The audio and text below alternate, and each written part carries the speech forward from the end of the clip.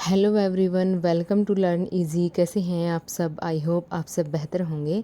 In this video we will discuss about state CDP previous year questions in detail and it will be helpful for your state exam. So first question है, which of the following concept is not introduced by Jean पियाजे in his cognitive development theory. कि जो gene पियाजे की एक theory है, कौन सी? Cognitive development theory. ठीक है, तो उसके अंदर जो ऑप्शंस दिए गए हैं इनमें से कौन सा कंसेप्ट उन्होंने नहीं बताया है, उसको इंट्रोड्यूस नहीं किया है। ऑप्शन नंबर ए है एसिमिलेशन। एसिमिलेशन होता है कि जो भी हमारे माइंड में स्कीमाज या फिर जो भी इंफॉर्मेशन होती है उसके अंदर नई ऐड ऑन करना। ऑप्शन नंबर बी है अकमेंडेशन। अकमेंडेशन होता है कि जो भी इंफॉर्मेशन है उसको उसके अंदर ही मॉडिफाई करना, स्कीमाज के अंदर। ऑप्शन नंबर सी है सिंबॉलिक, जो सांकेतिक होती है। और ऑप्शन नंबर डी है इक्विलिब्रेशन। इक्विलिब्रेशन होता है संतुलन बनाना, कि जो भी हमारे पास इंफॉर्मेशन होती है स्कीमाज में हमारे माइंड में, तो उसके अंदर संतुलन कैसे बनाते हैं। ठीक है, तो इसका जो राइट आंसर है वो ऑप्शन नंबर सी, सांकेतिक, मतलब कि सिंबॉलिक। ठीक है, तो उन्होंने जो पियाजे हैं उन्होंने एसिमिलेशन के बारे में बताया है, इंट्रोड्यूस किया है कंसेप्ट, अकमेंडेशन का किया है और इक्विलिब्रेशन का किया है, लेकिन सिंबॉलिक का उन्होंने नहीं किया है, तो हमसे नॉट पूछा गया है, तो ऑप्शन सी इसका राइट आंसर है। नेक्स्ट क्वेश्चन है, which of the following is the highest level in hierarchical theory of learning given by गैने। कि इसमें क्या है कि जो गैने के द्वारा एक हायरार्किकल थ्योरी ऑफ लर्निंग, जो लर्निंग की थ्योरी, अधिगम की थ्योरी दी गई है, तो उसके अंदर हाईएस्ट लेवल, जो उच्चतम स्तर है, वो कौन सा है? ऑप्शन नंबर ए है problem solving learning. Option number B है principle learning. Option number C है कंसेप्ट लर्निंग। और ऑप्शन नंबर डी है मल्टीपल डिस्क्रिमिनेशन लर्निंग। तो इसमें क्या है, प्रॉब्लम सॉल्विंग में होता है कि जो समस्या समाधान होती है उसके तरीके बताना, कि इस तरह की लर्निंग कि वो जो बच्चा है वो अच्छे से समस्याओं को जो है उनका समाधान कर सके, उनको सॉल्व कर सके। प्रिंसिपल लर्निंग और कंसेप्ट की जो संप्रत्या होता है उसके बारे में। और मल्टीपल डिस्क्रिमिनेशन होता है बहुविभेदन अधिगम। ठीक है, तो इसका जो राइट आंसर है, जिसका जो हाईएस्ट लेवल है, जो गैने की जो थ्योरी है लर्निंग की, उसका हाईएस्ट लेवल कौन सा है? ऑप्शन नंबर ए, प्रॉब्लम सॉल्विंग लर्निंग। ठीक है, तो इसके अंदर क्या है, बच्चा से ज़्यादा सीखता है और कई तरह से वो अपने माइंड में सोचता है। तो ऑप्शन नंबर ए इसका राइट आंसर है, समस्या समाधान अधिगम की प्रॉब्लम सॉल्विंग लर्निंग। ठीक है, नेक्स्ट क्वेश्चन है, which of the following is the non projective technique of a personality measurement. की जो पर्सनैलिटी मेजरमेंट है, कि जो व्यक्तित्व का जो मापन किया जाता है, तो उसकी नॉन प्रोजेक्टिव टेक्निक कौन सी है? ठीक है, ऑप्शन नंबर ए है association technique. Option number B है सोशियोमेट्रिक टेक्निक।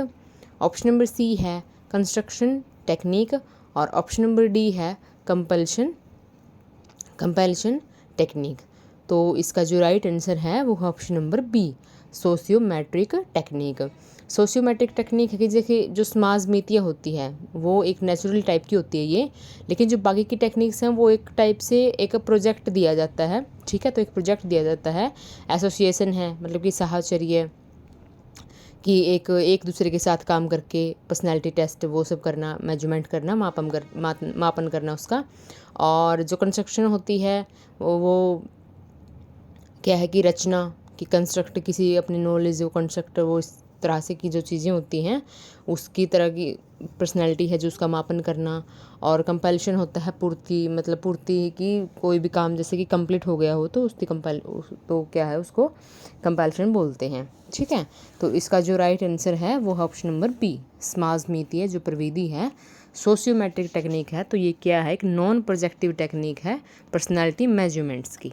ठीक है, नेक्स्ट क्वेश्चन है, अकॉर्डिंग टू स्टैनफोर्ड बिने IQ scale, what is the IQ range of low mentally retarded children. कि जो स्टैनफोर्ड बिने हैं तो उन्होंने क्या दिया था, बुद्धिलब्धि स्केल। ठीक है, IQ स्केल दिया था, तो उनके अनुसार जो न्यून मानसिक मंदता वाले बालक हैं उनकी बुद्धिलब्धि की सीमा क्या होगी? ठीक है, तो उनकी बुद्धि लब्धि की सीमा क्या होगी?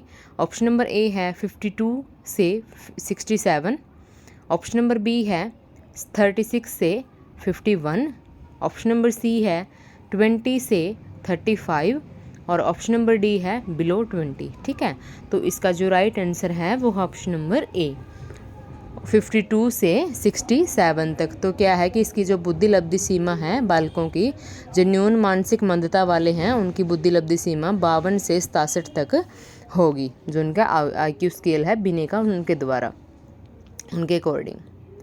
नेक्स्ट क्वेश्चन है which of the following structure of a mind directed according to hedonistic and pleasure principle. ठीक है, तो एक क्या है कि इसमें ऑप्शंस दिए गए हैं, इनके अकॉर्डिंग जो प्लेजर प्रिंसिपल है वो कौन सा है? ऑप्शन नंबर ए है इद। इद में क्या है कि ये एक टाइप का प्लेजर प्रिंसिपल होता है। तो इसके अंदर क्या है कि जो जैसे कि कोई भी है, कोई भी ह्यूमन बींग है, तो उसका जिस तरह से वो मन करता है वो डायरेक्ट कर देता है। वो मतलब अदर जो थिंग्स हैं उन चीज़ों के बारे में नहीं सोचता कि नैतिक है, ये गैर कानूनी कुछ भी है, तो मतलब इन चीज़ों के बारे में वो नहीं सोचता और वो डायरेक्टली कर देता है। तो वो एक अनकॉन्शियस माइंड की स्टेट में होता है ये। और ऑप्शन नंबर बी है ईगो।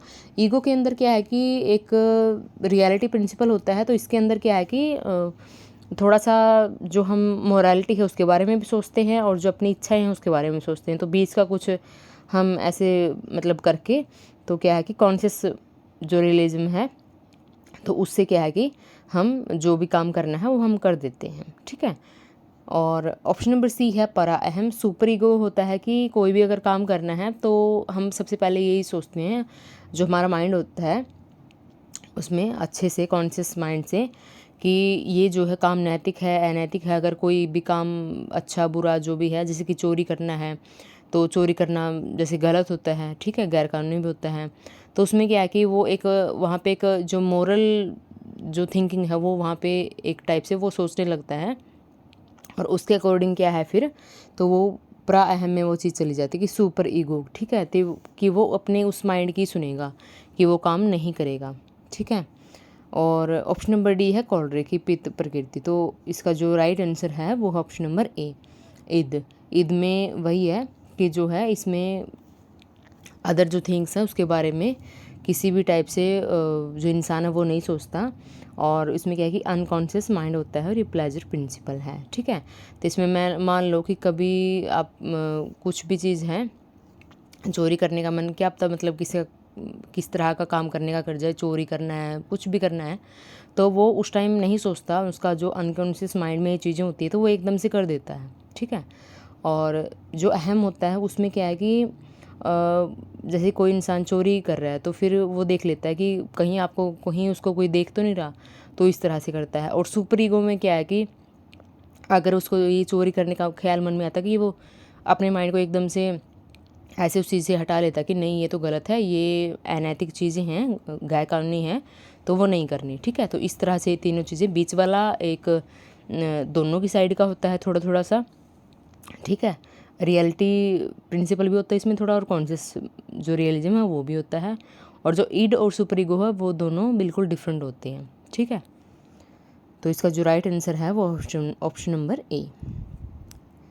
नेक्स्ट क्वेश्चन है which of the following is the false characteristic of motivation, कि जो अभिप्रेरण है उसकी असत्य मतलब कि जो विशेषता नहीं है, वो कौन सा सेंटेंस है इसमें?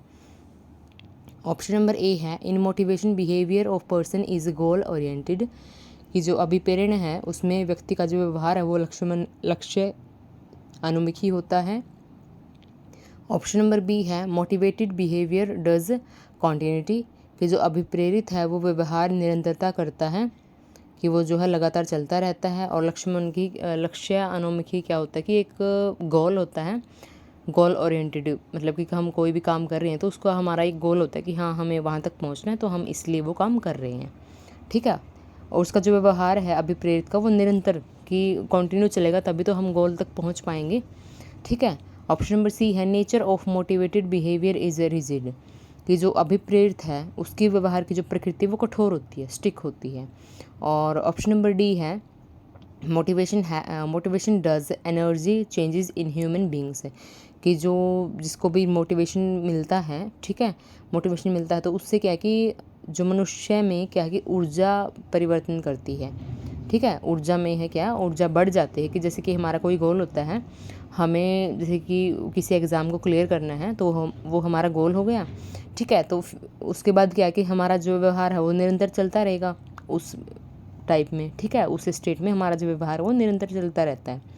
और उसके क्या है कि उसके अकॉर्डिंग जो हमारा व्यवहार है और हमारा गोल है उसको देख के जो हमारी ऊर्जा है वो भी तो बढ़ेगी, ठीक है, तो उसमें भी परिवर्तन आता रहता है मनुष्य में, ठीक है। तो ये सब चीज़ें इसकी क्या है, कैरेक्टरिस्टिक्स हैं। Option number A, option number B और ऑप्शन नंबर डी। तो इसका जो राइट आंसर है वो है ऑप्शन नंबर सी इसकी कैरेक्टरिस्टिक नहीं है मोटिवेशन की, ठीक है, कि जो इसमें जो दे रखा है nature of motivated behaviour is rigid, कि वो रिजिड नहीं होता है, ठीक है, उसकी कैरेक्टरिस्टिक नहीं है, विशेषता नहीं है। नेक्स्ट क्वेश्चन है, who was the propounder of anticipatory theory of play, ठीक है, कि जो खेल के प्रत्याशित सिद्धांत के प्रतिपादक कौन थे, ठीक है। ऑप्शन नंबर ए है Karl Groos, option number B है मैकडूगल, ऑप्शन नंबर सी है हर्बर्ट स्पेंसर और ऑप्शन नंबर डी है जी स्टेनले हॉल। तो इसका जो राइट आंसर है वो option number A, Karl Groos. Karl Groos कौन थे, खेल के प्रत्याशित सिद्धांत के प्रतिपादक थे, कि प्रोपाउंडर थे किसके, एंटिसिपेटरी थ्योरी ऑफ प्ले के। नेक्स्ट क्वेश्चन है, out of the following which one is the wrong statement in context of characteristics of instincts, ठीक है, इंस्टिक्ट्स की जो मूल प्रवृत्ति है उसके बारे में एक रॉन्ग स्टेटमेंट है इन चारों में से, वो हमें फाइंड आउट करनी है। ऑप्शन नंबर ए है इंस्टिक्ट इज इनेट, कि जो मूल प्रवृत्ति है वो जन्मजात होती है। ऑप्शन नंबर बी है इंस्टिक्ट इज़ वेरी पावरफुल, जो मूल प्रवृत्ति है वो शक्तिशाली होती है। ऑप्शन नंबर सी है इंस्टिक्ट इज़ एफिमेरल, कि जो मूल प्रवृत्ति है वो अल्पकालिक होती है। और ऑप्शन नंबर डी है इंस्टिक्ट इज़ साइकोफिजिकल डिस्पोजिशन, तो कि वो क्या है कि जो मूल प्रवृत्ति है वो मनोशारीरिक स्वभाव है, ठीक है, कि जो मूल प्रवृत्ति है, मूल प्रवृत्ति जो कि हमें जन्मजात मिलती हैं, जो कुछ विशेषताएं होती हैं हर एक ह्यूमन बींग्स के अंदर वो हमें जन्मजात मिलती हैं। तो ये तो बात सही है, ऑप्शन नंबर ए की वो जन्मजात होती है और वो बहुत शक्तिशाली भी होती है, ऑप्शन नंबर बी भी ठीक है। और मूल प्रवृत्ति अल्पकालिक होती है, लेकिन ऐसा नहीं है कि जो मूल प्रवृत्ति है वो अल्पकालिक होती है, वो मतलब आपकी जो पूरी ज़िंदगी है, पूरे जीवन वो चलती रहती है, आपकी जो मूल प्रवृत्ति होती है, जो मुख्य विशेषताएं होती हैं, ठीक है। और ऑप्शन नंबर डी है मूल प्रवृत्ति मनोशारीरिक स्वभाव है, ये मनोशारीरिक स्वभाव तो होता ही है कि कुछ फीचर्स अगर जन्मजात किसी इंसान के अंदर होते हैं तो वो उसका क्या है कि मनोशारीरिक स्वभाव होता है। तो इसका जो राइट आंसर है वो ऑप्शन नंबर सी, मूल प्रवृत्ति अल्पकालिक होती है। तो ये बात गलत है, वो अल्पकालिक नहीं होती, ठीक है। नेक्स्ट क्वेश्चन है, who stated that adolescence is a period of stress, strain and storm strife, ठीक है। स्टेटेड मतलब कि ये एक स्टेटमेंट है, प्रॉपरली एक स्टेटमेंट कही गई है, किसने बोली है, स्टेटमेंट क्या है, किशोरावस्था जो है वो दबाव, तनाव और तूफान और संघर्ष की अवस्था है, ठीक है, कि जो किशोरावस्था होती है, एडोलसेंस जो होता है, तो उसमें यह है कि दबाव भी होता है, तनाव भी होता है, तूफान भी होता है और संघर्ष भी होता है, ठीक है। तो ये जो स्टेटमेंट है ये किसने कही है, किसके द्वारा दी गई है। ऑप्शन नंबर ए है William H Barton, option number B है Stanley Hall, option number C है जे ए हेडफील्ड और ऑप्शन नंबर डी है जीन प्याजे। तो इसका जो राइट आंसर है वो option number B, Stanley Hall, कि जो स्टैनली हॉल है उन्होंने एडोलेसेंस को, किशोरावस्था को तनाव, दबाव, तूफान और संघर्ष की अवस्था कहा है। नेक्स्ट क्वेश्चन है, who was the propounder of psycho analytical method, कि जो साइको एनालिटिकल मेथड है मनोविश्लेषणात्मक, तो उसके प्रोफाउंडर कौन है, उसके जनक कौन है, ठीक है। ऑप्शन नंबर ए है JB Watson, option number B है William Wundt, option number C है सिगमंड फ्रॉइड और ऑप्शन नंबर डी है जे.एम. कैटल। तो इसका जो राइट आंसर है वो है option number C, Sigmund Freud, कि जो सिगमंड फ्रॉइड है वो साइको एनालिटिकल जो कि मनोविश्लेषणात्मक विधि है उसके जनक है सिगमंड फ्रॉइड।